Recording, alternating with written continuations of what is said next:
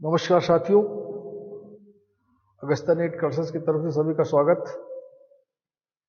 आज हम लोग मॉलिक्यूलर बेसिस ऑफ इनहेरिटेंस का लास्ट टॉपिक पढ़ेंगे। लास्ट टॉपिक तो जरूर है लेकिन बड़ा इंपॉर्टेंट है और दो चार सवाल इससे जरूर आते हैं। टॉपिक का नाम है लैक ओपेरान। लैक ओपेरान जो है बहुत इंपॉर्टेंट है, वेरी इंपॉर्टेंट। लैक ओपेरान पढ़ने से पहले हम लोग थोड़ा सा जानकारी कर लें कि रेगुलेशन ऑफ जीन एक्सप्रेशन क्या होता है। जैसा कि हम लोग जानते हैं, सेल के अंदर डीएनए होता है और डीएनए में जीन्स होते हैं, बहुत सारे जीन्स होते हैं और इस जीन का एक्सप्रेशन होता है। प्रोटीन के माध्यम से हर जीन, जितना भी जीन होते हैं, अपना एक्सप्रेशन करते रहते हैं, अपना कैरेक्टर्स दिखाते रहते हैं, अपना व्यवहार दिखाते रहते हैं। और हर सेल के अंदर डीएनए है, लेकिन हर सेल एक समय हर काम नहीं करती है, कोई एक ही काम करती है। यानी एक जीन एक्टिव होगा और सारे जीन एक्टिव नहीं रहेंगे, साइलेंट रहेंगे। एक समय में केवल एक जीन एक्टिव होगा। एक उदाहरण के रूप में अगर हम समझें कि हमारे बॉडी के अंदर सिल्वरी ग्लैंड है, सलाइवा, एक कोई जीन है वो जो सलाइवा निकालने का काम करता है, सलाइवा सिंथेसिस का काम करता है, वो रिस्पॉन्सिबल है एक जीन। लेकिन उसी डीएनए में और बहुत सारे जीन हैं जो उस समय काम नहीं करेंगे। यानी एक समय केवल एक ही जीन काम करेगा, बाकी और नहीं काम करेगा। कब किस जीन की काम करने की जरूरत है बॉडी में, ये जरूरत के अनुसार वो जीन एक्टिव होगा। इस तरह से जो सारे के सारे जीन्स हैं, इसका जो रेगुलेशन होता रहता है, एक जीन काम करेगा दूसरा नहीं करेगा, जबकि मौजूद वही है। एक समय एक जीन काम कर रहा है, दूसरे सेल में वही जीन काम नहीं कर रहा, साइलेंट है। तो इसका जो रेगुलेशन हो रहा है कैसे होता है, इसकी शरीर के अंदर, सेल के अंदर एक मैकेनिज्म है, उसको रेगुलेशन ऑफ जीन एक्सप्रेशन कहते हैं। वो चाहे प्रोकैरियोटिक सेल हो चाहे यूकैरियोटिक सेल हो, दोनों में ये जीन्स के रेगुलेशन की एक मैकेनिज्म है। हम लोगों को आज जो पढ़ना है वो प्रोकैरियोट्स में कैसे इसका होता है। यूकैरियोट्स हमारे सिलेबस में नहीं है कि प्रोकैरियोट्स में जीन्स का रेगुलेशन, प्रोटीन की सिंथेसिस का रेगुलेशन कैसे होता है, ये हमें ध्यान देना, आज इसको हमें पढ़ना है। स्पेशली प्रोकैरियोट्स में जो उदाहरण दिया गया है वो ई कोलाई बैक्टीरिया का है।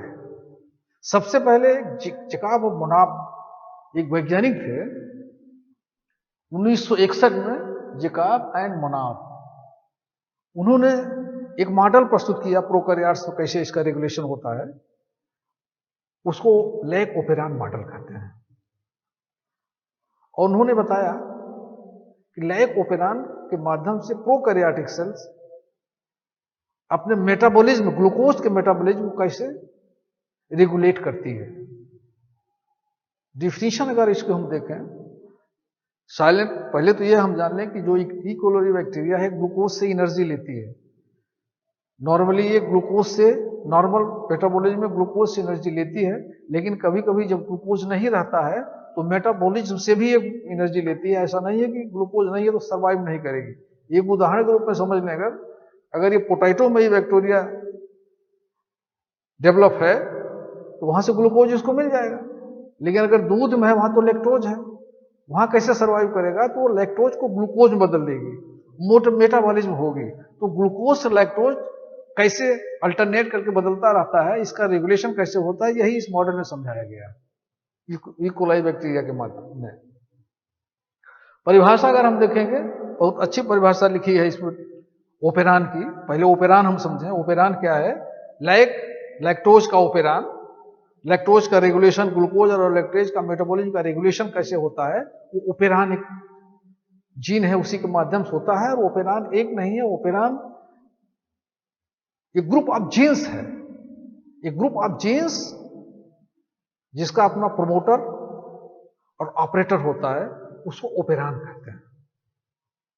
इसी ओपेरान के माध्यम से शेल के अंदर बैक्टीरिया, ई कोलाई बैक्टीरिया के शेल के अंदर जीन प्रोटीन की सिंथेसिस का रेगुलेशन होता रहता है, यानी मेटाबॉलिज्म ग्लूकोज और फ्रक्टोज का कैसे, जब ग्लूकोज का फ्रक्टोज हो मेटाबॉलिज्म शुरू होगी तो फ्रक्टोज का नहीं होगा, जब फ्रक्टोज की मेटाबॉलिज्म शुरू होगी तो ग्लूकोज की नहीं होगा, एक साथ केवल एक ही मेटाबॉलिज्म की प्रोसेस चलेगी। ये कैसे रेगुलेशन होता है जेनेटिक माध्यम पे, इसको ये दिखाया गया है, जिसको सबसे पहले 1961 में जैकब मोनार्ड ने प्रस्तुत किया था। तो ये सबसे पहले हम इसमें ये देखते हैं कि ओपेरान का स्ट्रक्चर क्या है। एक चीज मैं और आपको बता दूं, अगर आप ट्रांसक्रिप्शन और ट्रांसलेशन नहीं ठीक से समझे होंगे तो इसको समझने में दिक्कत होगी। ट्रांसक्रिप्शन का मतलब है कि डीएनए से आरएनए, और ट्रांसलेशन का मतलब है आरएनए से प्रोटीन।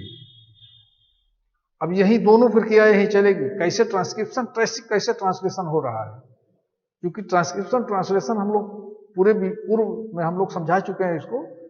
अगर आप ना समझे होंगे तो उस वीडियो को देख लेंगे। अगर ट्रांसक्रिप्शन ट्रांसलेशन अगर ठीक से नहीं समझे होंगे तो थोड़ा दिक्कत होगी इसको समझने में। स्ट्रक्चर ऑफ ओपेरान कैसे होता है इसको ठीक से हम लोग समझ लें। स्ट्रक्चर, एक ओपेरान का स्ट्रक्चर क्या होता है, थ्योरी फिगर में ही दिखाया गया है। हम आपको बता रहे हैं कि एक ओपेरान का स्ट्रक्चर जो है 3 एलिमेंट से मिलकर बना होता है, 3 कंपोनेंट्स हैं इसमें। पहला स्ट्रक्चरल जीन, दूसरा इसका कंपोनेंट है ऑपरेटर, तीसरा कंपोनेंट है प्रमोटर। एक और इसका है जो ओपेरान को रेगुलेट करता है, उसको रेगुलेटरी जीन कहते हैं। और रेगुलेटरी अगर जीन है तो उसका भी एक प्रमोटर होगा। रेगुलेटरी जीन, इसको इनहिबिटरी जीन भी कहते हैं, ये ओपेरान को रेगुलेट करता है। ओपेरान के स्ट्रक्चर में हमने बताया पहला पार्ट स्ट्रक्चरल जीन। ट्रांसक्रिप्शन में हम लोग पढ़े थे ट्रांसक्रिप्शन कैसे होता है, आरएनए पॉलीमरेज करता है। कैसे शुरुआत होती है, प्रमोटर, आरएनए पॉलीमरेज प्रमोटर से मिलेगा, अटैच होगा, तब एक्टिव होगा, आगे चल के ट्रांसक्रिप्शन की क्रिया शुरू होगी। उसी तरह से यहां प्रमोटर भी है, क्योंकि पहले ट्रांसक्रिप्शन होगी फिर ट्रांसलेशन होगा। दोनों का यहां अल्टरनेट कैसे होता है, यही दोनों का यहां फॉर्मेशन होना है। स्ट्रक्चरल जीन में 3 जीन मिलके हैं, 3 जीन है इसमें। ये पहले को जेड कहते हैं, दूसरे को वाई, तीसरे को ए। ये हमारा जेड है, वाई है और एक 3 जीन है। हम जानते हैं डीएनए पॉलीसेंट्रिक है प्रोकैरियोट्स में, यानी एक मैसेंजर आने से कई प्रोटीन बनेंगे, जबकि यूकैरियोट्स मोनोसेंट्रिक है, वहां एक मैसेंजर आने से केवल एक प्रोटीन बनेगी। इसीलिए यहां स्ट्रक्चरल जीन में 3 प्रोटीन दिखाया गया है। 4 भी हो सकता है, 5 भी हो सकता है, ऐसा नहीं है। 2 भी हो सकता है, 1 भी हो सकता है, लेकिन यहां 3 दिखाया गया है। स्ट्रक्चरल जीन में 3 है जो 3 प्रोटीन बनाएंगे। एक मैसेंजर आने बनेगा तो 3 तरह की प्रोटीन बनेगी। वही है स्ट्रक्चरल जीन ZYA। दूसरा हमारा है ऑपरेटर, दूसरा इसका एलिमेंट है, इसके जस्ट बाद ये ऑपरेटर है, और तीसरा है प्रमोटर। 3 इसके एलिमेंट हो गए। ये हो गया हमारा ओपेरान। इस ओपेरान को कौन रेगुलेट करेगा, इनहिबिटरी जीन या रेगुलेटरी जीन इसको कहते हैं। रेगुलेटरी जीन भी कहेंगे इसको, रेगुलेटरी जीन। इसका भी अपना एक प्रमोटर होगा, क्योंकि बिना प्रमोटर के ट्रांसक्रिप्शन नहीं होगी। क्योंकि ये जीन है, इनहिबिटरी जीन या रेगुलेटरी जीन, इसका भी एक प्रमोटर होगा। यहां भी ट्रांसक्रिप्शन होगी, प्रोटीन होगी। यहां भी स्ट्रक्चरल जीन है, इसका भी एक प्रमोटर है, ऑपरेटर है। यहां भी ट्रांसक्रिप्शन होगी, मैसेंजर आरएनए बनेगा, प्रोटीन बनेगी। ये डीएनए का स्ट्रक्चर है। ट्रांसक्रिप्शन कैसे होती है ई कोलाई बैक्टीरिया में।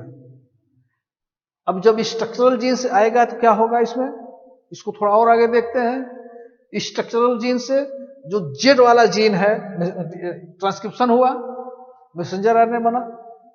मैसेंजर आरएनए में 3 जीन है, क्योंकि डीएनए में 3 जीन था स्ट्रक्चरल जीन में, वही कोडिंग होगी मैसेंजर आरएनए में, 3 वहां भी आएगा, 3 तरह की प्रोटीन बनेगी। हम लोग ट्रांसक्रिप्शन में पढ़ चुके हैं। पहला जीन जो जेड है, इससे कौन सी प्रोटीन बन रही है मैसेंजर आरएनए से, इससे जो प्रोटीन बन रही है उसको बीटा गैलेक्टोसिटेज कहेंगे। बहुत इंपॉर्टेंट। स्ट्रक्चरल जीन से, जेट जीन से जो प्रोटीन बन रही है मैसेंजर आरएनए के माध्यम से, उसको बीटा गैलेक्टोसिटेज कहेंगे। इसके दो काम हैं, नोट कर लीजिए, भूलिएगा मत, बड़ा इंपॉर्टेंट है।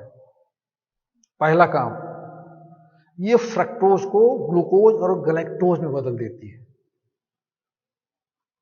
फ्रक्टोज का जब मेटाबॉलिज्म की बैक्टीरिया को जरूरत होगी, हमने बताया था ग्लूकोज फ्रक्टोज दोनों का मेटाबॉलिज्म होती है। जब फ्रक्टोज रहेगा सेल के अंदर, उसकी मेटाबॉलिज्म की जरूरत होगी, तो क्या करेगा, ये प्रोटीन फ्रक्टोज को ग्लूकोज और ग्लैक्टोज में बदल देगा। ग्लूकोज नॉर्मली मेटाबॉलिज्म हो जाएगी, एनर्जी सेल ले लेगी। पहला काम, यानी फ्रक्टोज को ग्लूकोज और ग्लैक्टोज में बदलेगा। दूसरा काम इंपॉर्टेंट, ये सेल के अंदर जो फ्रक्टोज है उसको इलेक्ट्रोज में बदल देती है। इलेक्ट्रोज में बदलेगी तो ये इंड्यूसर का काम करता है। इंड्यूसर का है, आगे हम आपको बताते हैं। केवल यहां ये ध्यान रखिएगा कि बीटा गैलेक्टोसिटेज के दो काम है, फ्रक्टोज को ग्लूकोज और ग्लैक्टोज में बदलना। दूसरा काम है फ्रक्टोज के कुछ सेल के अंदर जो फ्रक्टोज है उसको इलेक्ट्रोज में बदल देना। दो काम है। दूसरा परमेएज, ये क्या करता है, ये बैक्टीरिया के सेल वॉल की परमेबिलिटी को बढ़ा देता है, जिससे फ्रक्टोज बाहर से अंदर सेल के अंदर आने लगता है। दोनों का काम स्पष्ट हो गया, परमेएज का, बीटा गैलेक्टोसिटेज और बीटा परमेएज। परमेबिलिटी बढ़ाया, फ्रक्टोज बाहर से अंदर आया। तीसरा जो है ट्रांसडक्टेज, इसका बहुत ज्यादा इंपॉर्टेंट रोल नहीं है, इसके बारे में अभी हम लोग बहुत ज्यादा नहीं पढ़ेंगे, छोड़ दीजिए इसको। केवल दो, जेड जीन से बीटा गैलेक्टोसिटेज जिसके दो काम है मैंने बता दिया, वाई से परमेएज जिसका काम है परमेबिलिटी बनाना, जिससे फ्रक्टोज सेल के अंदर आ जाए। ये स्ट्रक्चरल जीन के जो मैसेंजर आने से बने, तीन काम इसका हो गया। ऑपरेटर ऑपरेटिंग का काम करता है, यहां से स्विच ऑफ स्विच ऑन होगा। ऑपरेटर का क्या काम होता है, ऑपरेटर मोटर को बंद करेगा या मोटर को खोलेगा, वही यहां ऑपरेटर का भी काम है। स्विच ऑफ स्विच ऑन, ये स्विच का काम करता है ऑपरेटर। प्रोमोटर प्रोटीन है, आरएनए पॉलीमरेज जिससे आके ज्वाइंट होगी, फिर ट्रांसक्रिप्शन की क्रिया आगे बढ़ेगी। ये हम लोग ट्रांसक्रिप्शन में पढ़े हैं। ये तीनों का रोल मालूम हो गया, प्रोमोटर का, ऑपरेटर का, स्ट्रक्चरल जीन्स का। ये तीनों से मिल करके हमारा ओपेरान बना है। आगे रेगुलेटरी जीन या इनहिबिटरी जीन की हमने बात की थी, ये ओपेरान को रेगुलेट करता है। ये अगर इनहिबिटरी यहां जीन है तो इसका भी एक अपना एक प्रोमोटर होगा, क्योंकि जब जीन है तो ट्रांसक्रिप्शन होगा, प्रोटीन सिंथेसिस होगी, इसके लिए प्रोमोटर की जरूरत पड़ेगी। प्रोमोटर यहां है अपना, इसका रोल भी जान लीजिए आप। रेगुलेटरी जीन का क्या रोल है, ये आरएनए पॉलीमरेज जब प्रोमोटर से मिलेगा तो आरएनए पॉलीमरेज इसमें ट्रांसक्रिप्शन करेगा। जब ट्रांसक्रिप्शन होगा, मैसेंजर आरएनए बना इस जीन से, ये मैसेंजर आरएनए पॉलीपेप्टाइड चेन बनाई, फोल्डिंग, इससे जो प्रोटीन बन रही है वो उसको रिप्रेसर कहेंगे। बहुत इंपॉर्टेंट है। रेगुलेटरी जीन से जो प्रोटीन बन रही है वो रिप्रेसर प्रोटीन है। ये टेट्रामर होती है, मोनोमर, बाइमर, ट्राइमर और टेट्रामर। रिप्रेसर प्रोटीन का रोल क्या है, इसको अभी देख लेते हैं हम। जैसे रिप्रेसर प्रोटीन बनेगी, कहां से, रेगुलेटरी जीन से, ट्रांसक्रिप्शन से। पहले ट्रांसक्रिप्शन होगा, फिर ट्रांसलेशन होगा, दोनों एक साथ चल रही है। देखिए, ट्रांसक्रिप्शन ट्रांसलेशन दोनों क्रिया यहां साथ चल रही है। इसलिए मैं कह रहा हूं ट्रांसलेशन और ट्रांसक्रिप्शन अगर नहीं क्लियर हुआ होगा तो इसको समझने में दिक्कत होगी, क्योंकि दोनों एक साथ बता रहे हैं आप।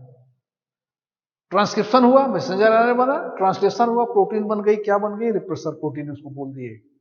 ये इसका क्या काम है, ये रिप्रेसर प्रोटीन ऑपरेटर से जाके मिलेगी, बाइंड कर देगी, और फिर ये आरएनए पॉलीमरेज आगे नहीं जा पाएगा।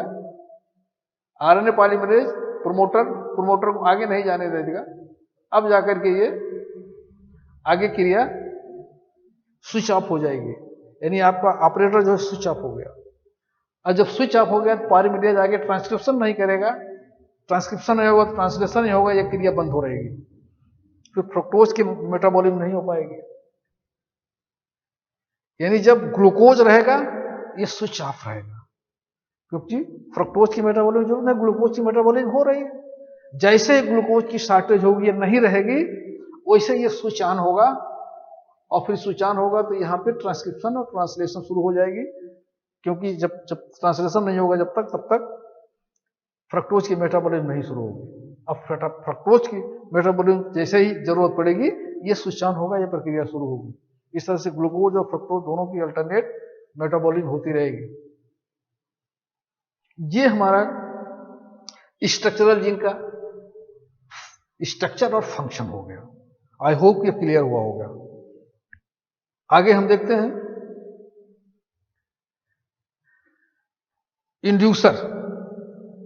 इंड्यूसर और रिप्रेसर दोनों का बड़ा इंपॉर्टेंट रोल है इसमें ग्लाइकोपेरान में। रिप्रेसर हमने बता दिया था कहां से बना था, रेगुलेटरी जीन से। रिप्रेसर का क्या काम था, ऑपरेटर से बाइंड करके स्विच ऑफ कर देता था ऑपरेटर को। हमने इंड्यूसर भी बताया आपको, उसी में इंड्यूसर कौन बना रहा, बीटा गैलेक्टोसिटेज।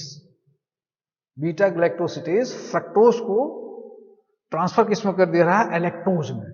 ये इंड्यूसर का काम करता है, वो सेल के अंदर है, पड़ा रहता है, जब जरूरत होगी इंड्यूसर का तब काम करेगा। यही रिप्रेसर और इंड्यूसर दोनों का कैसा रोल है, ये कैसे बिहेव करते हैं, कैसे इनका एक्शन रिएक्शन होता है, ये चीज इस फिगर में दिखाई गई है। और ये इस टॉपिक का सबसे इंपॉर्टेंट चीज है।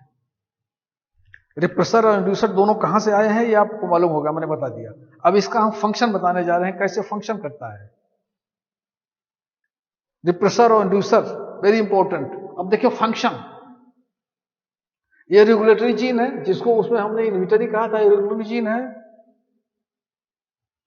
आरएनए पॉलीमरेज प्रोमोटर से मिला, एक्टिव हुआ, अब रेगुलेटरी जीन से ट्रांसक्रिप्शन हुआ।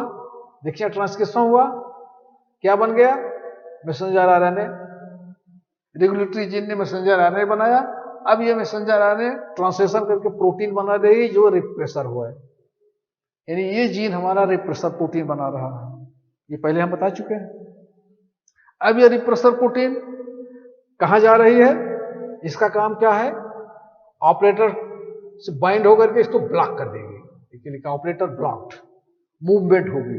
जैसे ब्लॉक होगा फिर आगे की प्रक्रिया, ये देखिए कट गया, रुक गई, आगे प्रोसेस नहीं होगा। रिप्रेसर का क्या काम है, ऑपरेटर को ब्लॉक कर देना, स्विच ऑफ कर देना। कहां से बना है क्लियर हो गया। अब हमको रिप्रेसर के बारे में मालूम हो गया, इंड्यूसर के बारे में मालूम करेंगे इंड्यूसर का क्या काम है।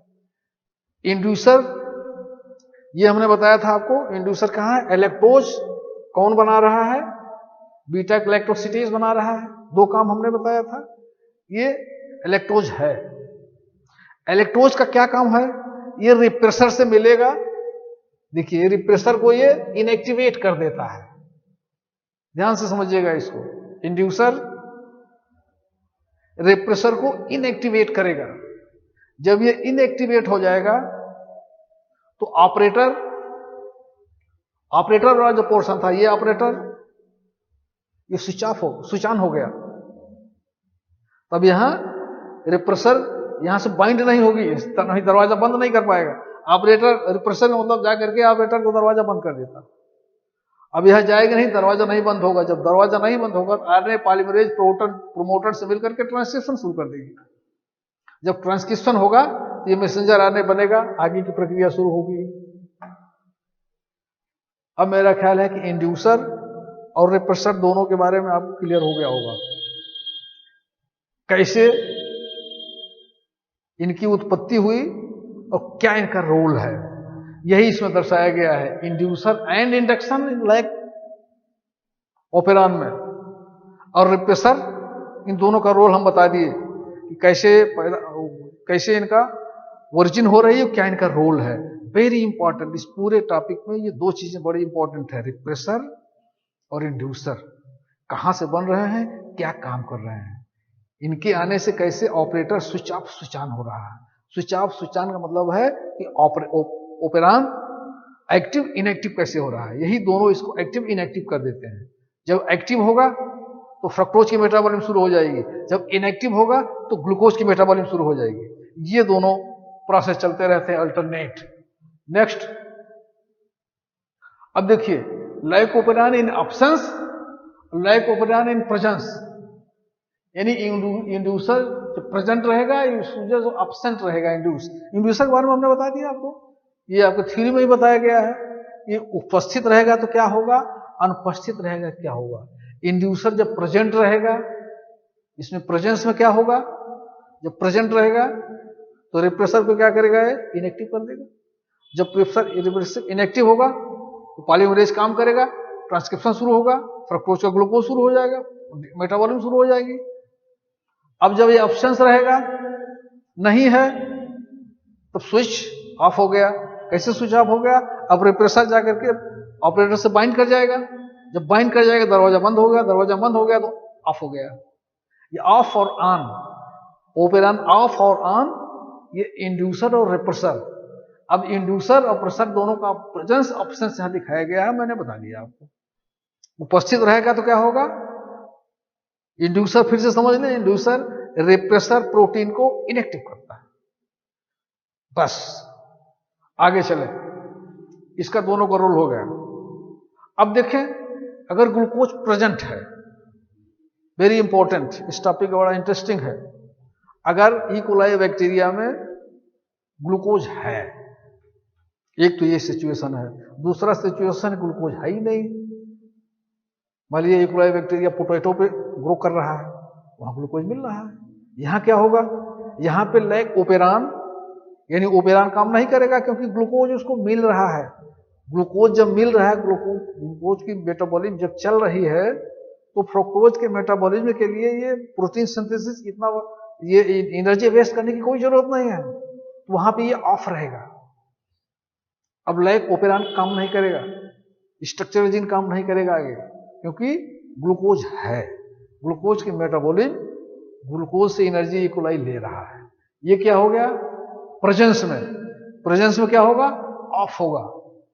उसी तरह से एब्सेंस, एब्सेंस ऑफ ग्लूकोज, अगर ग्लूकोज नहीं है तो फ्रक्टोज है, फ्रक्टोज का मेटाबॉलिज्म करना पड़ेगा इकोलाई को सर्वाइव करने के लिए। अब फ्रक्टोज की मेटाबॉलिज्म कैसे होगी, मैंने बता दिया, लैक ओपेरान, ओपेरान काम करेगा। ओपेरान काम क्या करेगा, स्ट्रक्चरल जीन मैसेंजर आरएनए से ट्रांसलेशन करेगी, प्रोटीन बनेगा, प्रोटीन 3 बनी, बीटा ग्लाइकोसिडेज, दूसरा परमिएज, तीसरा ट्रांसडक्टिलेज। अब क्या दोनों का रोल बताया था, बीटा ग्लाइकोसिडेज के 2 काम बताए थे। ये फ्रक्टोज को ग्लूकोज गैलेक्टोज में बदल देगी, पहला काम। दूसरा काम, कुछ फ्रक्टोज के अंश को ये इलेक्ट्रोज में बदल देगी, जो इंड्यूसर का काम करेगा। क्योंकि अब ओपेरान की एक्टिव होने की जरूरत है ना, तो जाकर के जब रिप्रेसर को इनएक्टिव कर देगा, तभी तो आगे काम बनेगा, तेज होगा काम।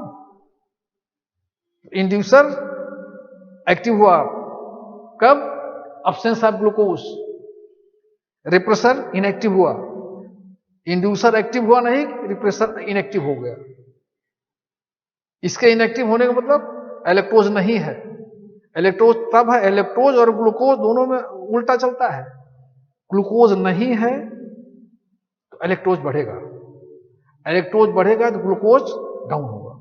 इसका अप डाउन चलता है। और इंड्यूसर क्या करेगा, हमने पहले बता दिया आपको, रिप्रेसर को इनएक्टिव करेगा। इनएक्टिव करेगा तो फिर ट्रांसक्रिप्शन की क्रिया शुरू हो जाएगी, क्योंकि अब फ्रक्टोज है।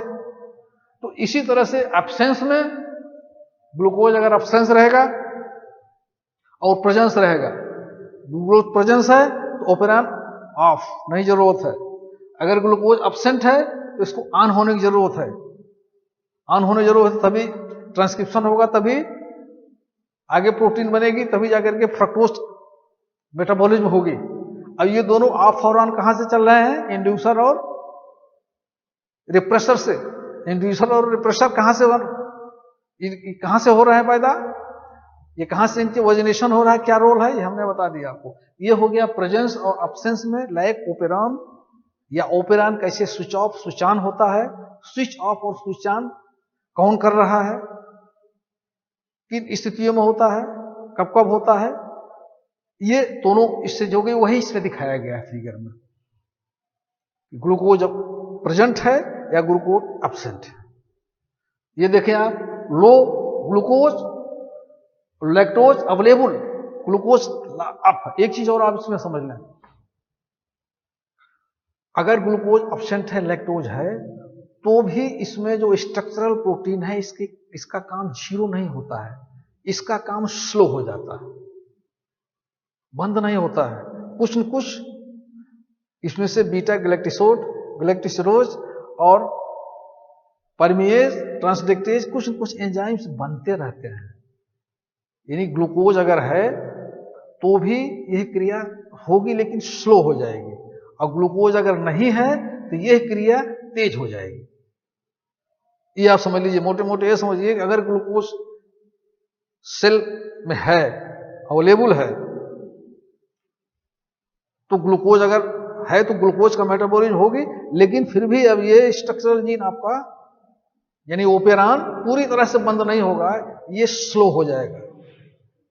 और जैसे ही ग्लूकोज एब्सेंट हुआ ये तेज हो जाएगा, यानी ओपेरान ऑन ऑफ जीरो नहीं होगा, एब्सेंस में भी जीरो नहीं होगा। ये इसको ध्यान रखिएगा आप। ये देखिए, लो ग्लूकोज, लैक्टोज अवेलेबल, उसमें क्या हो रहा है पूरा देखें, ZYC। अब ये इनिशिएटर प्रोटीन है, पॉलीमरेज बन रहा है, ट्रांसक्रिप्शन हो रहा है। हाई ग्लूकोज है, ग्लूकोज हाई हो गया। जब ग्लूकोज हाई है तब क्या होगा, तब जाकर के जो ग्लूकोज ज्यादा है, अब हमें स्विच ऑफ होना है इसको, क्योंकि अब हमें फ्रक्टोज की जरूरत है नहीं। उसी तरह से लो ग्लूकोज, लैक्टोज अनअवेलेबल। तीसरे वाले पोजीशन दिखाया गया कि हाई ग्लूकोज और लैक्टोज, ये दोनों फिगर जो है ये कैप है प्रोटीन, कैप देखिए, CRP और कैप। कैप का मतलब है CAP, कैप। आगे वाले देखते हैं इसको, पॉजिटिव और नेगेटिव। एक चीज और बुक्स में लास्ट पेज में लिखा है कि ओपेरान पॉजिटिव और नेगेटिव दो इसका रोल है। पॉजिटिव रोल कब है, नेगेटिव रोल कब है, बहुत बढ़िया इसमें दिखाया गया है कि like operon is good example of negative control of gene expression in bound pressure, prevents the transcription of structural genes. जब स्ट्रक्चरल जीन्स के फंक्शन को प्रिवेंट कर देगा, कम कर देगा, तो ये नेगेटिव क्या हो गया, इसका नेगेटिव रेगुलेशन जीन एक्सप्रेशन का हो गया। और उसी तरह से positive control of gene regulation, gene expression. Positive का मतलब कि अब ये जो है इसका प्रिवेंट बंद हो गया, रुक गया। यानी स्ट्रक्चरल जीन्स, देखिए दोनों ठीक से समझ लीजिए आप। Structural gene transcription of genes prevents, जब प्रिवेंट कर देगा क्या, किस चीज का, स्ट्रक्चरल जीन्स की गतिविधि को जब रोक देगा तो नेगेटिव हो गया, जब ये चल जाएगा तब पॉजिटिव हो गया। स्विच ऑफ स्विच ऑन, सीधा सीधा समझ, दोनों काम करता है, पॉजिटिव और नेगेटिव दोनों। कौन सा काम कर रहा है, ये हमारा ओपेरान। ओपेरान एक ऐसा स्ट्रक्चर है प्रोकैरियोट्स में जो positive gene control of gene expression और negative control of gene regulation दोनों करता है। ये एक एग्जाम्पल है, बेस्ट एग्जाम्पल है, ये आपकी बुक के लास्ट में दिया गया है, कभी कभी ये भी पूछ लेता है। तो एज ए होल आपका ये जो है आपका लाइक ओपेरान, इसमें 3-4 चीजें बड़ा ध्यान देने की जरूरत है। नंबर 1, ट्रांसक्रिप्शन और ट्रांसलेशन आपको क्लियर होना चाहिए, नहीं तो इसमें आपको समझने में दिक्कत होगी। दूसरा, लाइक ओपेरान डिफिनीशन, जैकब और मोनार्ड ने 1961 में मॉडल दिया था, इनके वैज्ञानिक का नाम होना चाहिए मालूम, कब आया है मॉडल। इसमें स्ट्रक्चरल जीन का स्ट्रक्चर, उसके बाद इसका फंक्शन ओपेरान का, कब स्विच ऑफ हो रहा, कब स्विच ऑन हो रहा, स्पेशली तीनों प्रोटीन एंजाइम जो बन रहे हैं, बीटा ग्लाइसिडोज परमिएज और ट्रांसडक्टेज तीनों एंजाइम्स कब बन रहे हैं, इसका क्या रोल है, इंड्यूसर रिप्रेसर कहां से बन रहा है, इसका क्या रोल है, और operon switch off switch on कैसे हो रहा है, पॉजिटिव और नेगेटिव दोनों इसका जो है जीन एक्सप्रेशन का regulation of gene expression positive हो और नेगेटिव दोनों का एग्जाम्पल ये है आपका ई कोलाई बैक्टीरिया। तो इस तरह से फ्रक्टोज और ग्लूकोज के मेटाबॉलिज्म में जीन्स का रेगुलेशन कैसे ओपेरान के माध्यम से हो रहा है, पूरा एज होल हमने आपको बताया। आई होप आप समझ गए होंगे, और इसमें से 2-4 सवाल जरूर रखते हैं, फिर से एक बार रिवाइज कर लीजिएगा। अगर आपको समझ में आया हो तो ट्रांसक्रिप्शन और ट्रांसलेशन फिर से देख लीजिएगा, फिर ही क्लियर हो पाएगा। Thank you.